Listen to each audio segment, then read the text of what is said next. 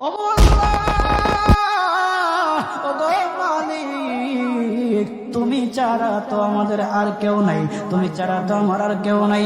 আল্লাহ গো, তুমি যদি মাফ না করো কে আমাকে মাফ করবে? তুমি যদি মাফ না করো কে আমাকে মাফ করবে?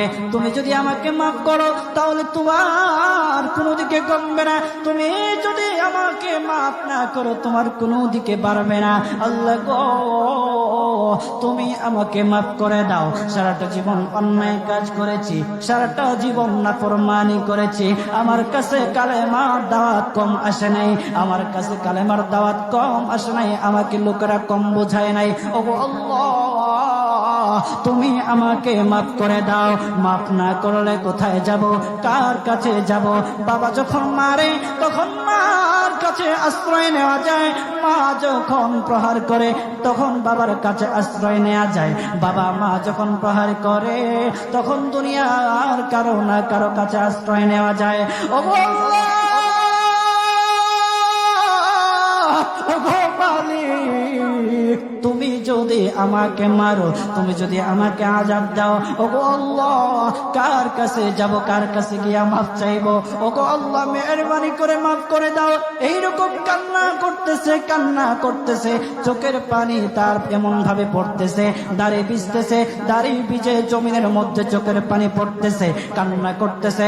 বান্দাটা কান্না করতে করতে করতে করতে আমার আল্লাহর কাছে এমন গ্রহণযোগ্যতা অর্জন করেছে, মহান আল্লাহ রাব্বুল আলামিন তার ডাকে সাড়া দিয়া তার জিন্দেগির সব গুনাহ মাফ করে দিয়েছে। হযরত মূসা আলাইহিস সালাতু ওয়াস সালামের যুগের ঘটনা। একজন বড় পাপিষ্ঠ ছিল, জীবনে এমন কোন গুনাহ নাই যে গুনাহ সে করে নাই। তার গুনার প্রতি অতিষ্ঠ হইয়া, মানুষ তার গুনার প্রতি অতিষ্ঠ হইয়া গ্রামের লোকেরা তাকে হাত পা বেঁধে জঙ্গলের মধ্যে ফেলে দিয়ে আসে। জঙ্গলের মধ্যে থাকতে থাকে, কিছুদিন থাকার পর মালাকুল মউত যখন তার সামনে এসে উপস্থিত, এর আগ মুহূর্তে সে বান্দা আল্লাহর কাছে ডেকে ডেকে বলতেছে, ওগো মালিক, তুমি ছাড়া তো আমাদের আর কেউ নাই, তুমি ছাড়া তো আমার আর কেউ নাই। আল্লাহ গো, তুমি যদি মাফ না করো কে আমাকে মাফ করবে? তুমি যদি মাফ না করো কে আমাকে মাফ করবে? তুমি যদি আমাকে মাফ করো তাহলে তোমার কোনো দিকে কমবে না, তুমি যদি আমাকে মাফ না করো তোমার কোনো দিকে বাড়বে না। আল্লাহ গো, তুমি আমাকে মাফ করে দাও। সারাটা জীবন অন্যায় কাজ করেছি, সারাটা জীবন নাফরমানি করেছি, আমার কাছে কালেমার দাওয়াত কম আসে নাই, আমার কাছে কালেমার দাওয়াত কম আসে নাই, আমাকে লোকেরা কম বোঝায় নাই। ওগো আল্লাহ, তুমি আমাকে মাফ করে দাও। মাফ না করলে কোথায় যাব, কার কাছে যাব? বাবা যখন মারে তখন মার কাছে আশ্রয় নেওয়া যায়, মা যখন প্রহার করে তখন বাবার কাছে আশ্রয় নেওয়া যায়, বাবা মা যখন প্রহার করে তখন দুনিয়ার কারো না কারো কাছে আশ্রয় নেওয়া যায়। ওগো আল্লাহ, ওগো মালিক, তুমি যদি আমাকে মারো, তুমি যদি আমাকে আযাব দাও, ওগো আল্লাহ, কার কাছে যাব, কার কাছে গিয়া মাফ চাইবো? ওগো আল্লাহ, মেহেরবানি করে মাফ করে দাও। এইরকম কান্না করতেছে, কান্না করতেছে, চোখের পানি তার এমন ভাবে পড়তেছে, দাড়ি ভিজতেছে, দাড়ি ভিজে জমিনের মধ্যে চোখের পানি পড়তেছে, কান্না করতেছে। বান্দাটা কান্না করতে করতে করতে করতে আমার আল্লাহর কাছে এমন গ্রহণযোগ্যতা অর্জন করেছে, মহান আল্লাহ রাব্বুল আলামিন তার ডাকে সাড়া দিয়া তার জিন্দেগির সব গুনাহ মাফ করে দিয়েছে। ওই বান্দাটা তাওবা করতে করতে করতে করতে হঠাৎ ইন্তেকাল করে। ইন্তেকাল হওয়ার পরে হযরত মূসা আলাইহিস সালাতু ওয়াস সালামকে মহান আল্লাহ বলে দিতেছে পয়গম্বর মূসা, ও দুস্থ, দেখো অমুক জঙ্গলে আমার একটা পাগলা আশেক, আমার পাগলা একটা আশেক মারা গেছে, ওই আশেকটার জানাজা তুমি পড়াও, দাফন কাফনের ব্যবস্থা করো। ও মূসা, আর তুমি একটা ঘোষণা দিয়ে বলে দাও, একটা ঘোষণা দিয়ে দাও মূসা রে, ও মূসা, তুমি ঘোষণা দিয়ে বলে দাও যে আমার এই বান্দার জানাজার নামাজ অংশগ্রহণ করবে, মহান আল্লাহ তার জীবনের সব গুনাহ মাফ করে দিবে। আল্লাহু আকবার। আরো জোরে বলেন না আল্লাহু আকবার, আরো জোরে বলেন আল্লাহু আকবার। হাত উঠায়া বলেন আল্লাহু আকবার, আল্লাহু আকবার। মুসলমান বাবাজি, গভীর মনোযোগ। হযরতে মূসা আলাইহিস সালাতু ওয়াস সালাম একটা পাহাড়ের উপরে উঠলেন। পাহাড়ের উপরে ওঠার পর তখন ডেকে ডেকে বলতেছে, ও উম্মতেরা রে, আমার উম্মতেরা শুনো, আল্লাহ রাব্বুল আলামিন একটা সুসংবাদ দিয়ে দিয়েছে। আমার আল্লাহ রাব্বুল আলামিনের একটা আশিক একটা ওই অমুক জঙ্গলের মধ্যে মারা গেছে, ওই পাগলা আশিকের জানাজার নামাজ অংশগ্রহণ করো। যদি জানাজার নামাজ পড়ো তখন আমার আল্লাহ তোমাদের জীবনের সব গুনাহগুলি মাফ করে দেবে। কেউ যদি নিজের গুনাহ ক্ষমা করাইতে চাও, কেউ যদি নিজের গুনাহগুলি ক্ষমা করাইতে চাও, তাহলে মহান আল্লাহ রাব্বুল আলামিনের ওই পাগলা আশিকের জানাজায় অংশগ্রহণ করো। তখন লোকেরা দলে দলে জানাজায় অংশগ্রহণ করার জন্য দলে দলে গেল, জানাজার নামাজ আদায় করলো। আদায় করার পর পয়গম্বর মূসা আলাইহিস সালাতু ওয়াস সালামকে বলতেছে, ওগো আল্লাহর পয়গম্বর, যারা জানাজায় অংশগ্রহণ করার কারণে মহান আল্লাহ তার জীবনের সব গুনাহ মাফ করে দেবে, এমন মহা ব্যক্তি তো, এই মহান ব্যক্তিটাকে তো একটা নজরে দেখা দরকার, অবশ্যই দেখা দরকার। আমাদেরকে সেই ব্যক্তিটাকে দেখান। তখন মূসা আলাইহিস সালাতু ওয়াস সালাম বলতেছে, ঠিক আছে, তোমাদেরকে দেখানো হবে।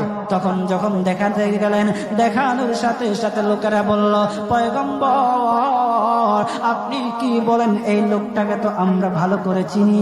ওই লোকটা বড় পাপিষ্ঠ ছিল, বড় অন্যায়কারী ছিল, বড় জুলুমকারী ছিল। ওগো পয়গম্বর, সমাজে এমন কোন গুনাহ নাই যে সে করে নাই। সমাজে সব গুনাহ করেছে, সমস্ত গুনার সাথে সে জড়িত ছিল। সে জড়িত ছিল, তার গুনার কারণে, তার গুনার কারণে আমরা অতিষ্ঠ হইয়া তার হাত পা বেঁধে আমরা তাকে জঙ্গলের মধ্যে ফেলে দিয়ে আসি। এই পাপিষ্ঠ বান্দা আল্লাহ তাআলার বড় আশিক হতে পারে কিভাবে? আল্লাহ তাআলার পেয়ারা হতে পারে কিভাবে? পয়গম্বর মূসা আলাইহিস সালাতু ওয়াস সালাম আল্লাহর কাছে ডেকে ডেকে বললেন, আল্লাহ, লোকেরা কি বলতেছে আর তুমি কি বলো? ওগো আল্লাহ, এর সমাধান কি? এর সমাধান কি? সমাধানটা তো তুমি দিয়ে দাও। আল্লাহ রাব্বুল আলামিন পয়গম্বর মূসা আলাইহিস সালাতু ওয়াস সালামকে সমাধান দিয়েছে। বলতেছে, ও মূসা, দুষ্ট রে, ও দুষ্ট, তারা যা কথা বলেছে, লোকেরা যে কথা বলেছে সত্য বলেছে। আমি আল্লাহ যা বলেছি তাও সত্য বলেছে। ও পয়গম্বর মূসা, তারা যা বলেছে সত্য বলেছে। ওই বান্দা বড় পাপিষ্ঠ ছিল, ওই বান্দা বড় অন্যায়কারী ছিল, কিন্তু শেষ বয়সে আইসা তার হাত পা যখন বেঁধে, তার হাত পা বেঁধে যখন লোকেরা জঙ্গলের মধ্যে ফেলে দিয়ে আসলো, তখন সে আমার কাছে এমন ভাবে কান্নাকাটি করা শুরু করে দিয়েছে, এমন ভাবে তওবা করা শুরু করে দিয়েছে। আমি আল্লাহ তাআলা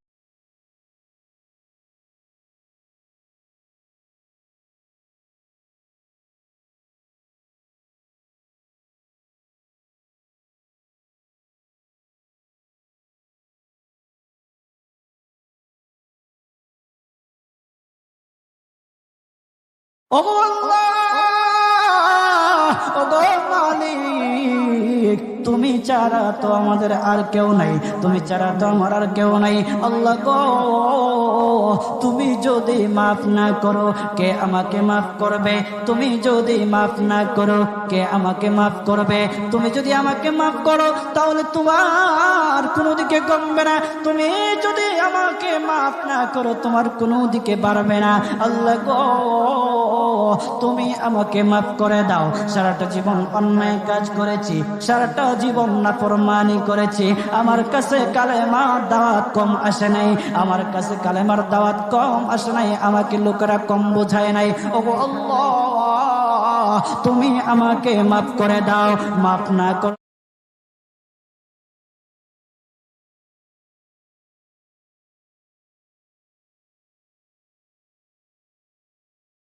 ওগো আল্লাহ,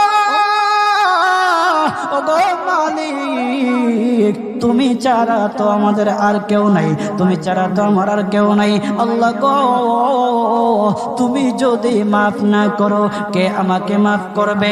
তুমি যদি মাফ না করো কে আমাকে মাফ করবে? তুমি যদি আমাকে মাফ করো তাহলে তোমার কোনো দিকে কমবে না, তুমি যদি আমাকে মাফ না করো তোমার কোনো দিকে বাড়বে না। আল্লাহ গো, তুমি আমাকে মাফ করে দাও। সারাটা জীবন অন্যায় কাজ করেছি, সারাটা জীবন নাফরমানি করেছি, আমার কাছে কালেমার দাওয়াত কম আসে নাই, আমার কাছে কালেমার দাওয়াত কম আসে নাই, আমাকে লোকেরা কম বোঝায় নাই। ওগো আল্লাহ, তুমি আমাকে মাফ করে দাও। মাফ না করলে কোথায় যাব, কার কাছে যাব? বাবা যখন মারে তখন মার কাছে আশ্রয় নেওয়া যায়, মা যখন প্রহার করে তখন বাবার কাছে আশ্রয় নেওয়া যায়, বাবা মা যখন প্রহার করে তখন দুনিয়ার কারো না কারো কাছে আশ্রয় নেওয়া যায়। ওগো আল্লাহ, ওগো মালিক, তুমি যদি আমাকে মারো, তুমি যদি আমাকে আযাব দাও, ওগো আল্লাহ, কার কাছে যাব, কার কাছে গিয়া মাফ চাইবো? ওগো আল্লাহ, মেহেরবানি করে মাফ করে দাও। এইরকম কান্না করতেছে, কান্না করতেছে, চোখের পানি তার এমন ভাবে পড়তেছে, দাড়ি ভিজতেছে, দাড়ি ভিজে জমিনের মধ্যে চোখের পানি পড়তেছে, কান্না করতেছে। বান্দাটা কান্না করতে করতে করতে করতে আমার আল্লাহর কাছে এমন গ্রহণযোগ্যতা অর্জন করেছে, মহান আল্লাহ রব্বুল আলামিন তার ডাকে সাড়া দিয়া তার জিন্দেগির সব গুনাহ মাফ করে দিয়েছে।